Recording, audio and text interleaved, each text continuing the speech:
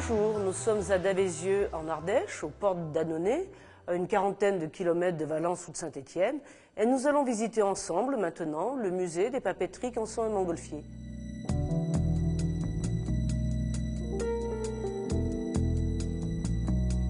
Au sein de ce musée, on trouve des machines, des objets, des documents qui présentent l'histoire et l'évolution de la papeterie depuis le XVIIe siècle jusqu'au début du XXIe siècle.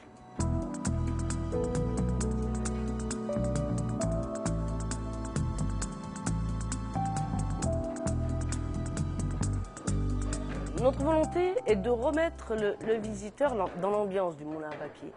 Nous avons évidemment des machines animées, donc un environnement sonore qui nous permet de connaître les conditions de travail des papetiers.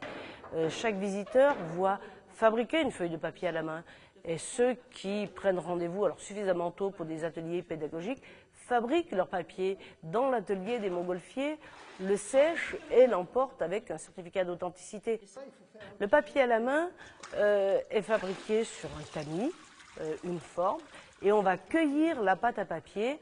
Sur cette forme, on va cueillir les fibres pour constituer une feuille.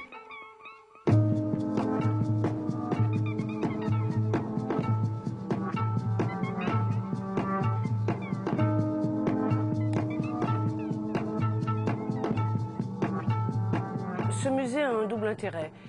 D'une part, il est au sein de la papeterie d'origine, une papeterie qui a fonctionné jusqu'à il y a quelques années. Et d'autre part, c'est la maison natale des frères Montgolfier, car n'oublions pas qu'avant d'être les inventeurs de l'aérostat, les frères Montgolfier sont avant tout des papetiers. Et les liens entre leur invention du ballon et la papeterie sont très forts. Alors qu'au XVIIIe siècle, beaucoup pensent à des barques volantes, à des objets très lourds, ils ont l'idée d'utiliser ce qu'ils fabriquent, du papier, c'est-à-dire un matériau très léger, pour confectionner l'enveloppe de leur premier ballon, et ballon qu'ils feront partir dans la cour de leur papeterie le 14 décembre 1782. Donc c'est ici qu'est née la conquête de l'air et de l'espace. La papeterie Montgolfier, donc, se développe au fil du temps, et cette papeterie de Vidalon revient à Étienne Montgolfier. Et Étienne Montgolfier a 6 filles, si bien qu'à son décès, la papeterie est prise par son gendre, Barthélemy, par route de la Lombardière de Canson.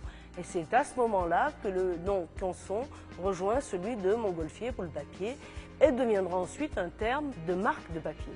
Le papier Canson que vous achetez est pour la plus grande partie fabriqué sur le bassin annonnéen et transformé également ici.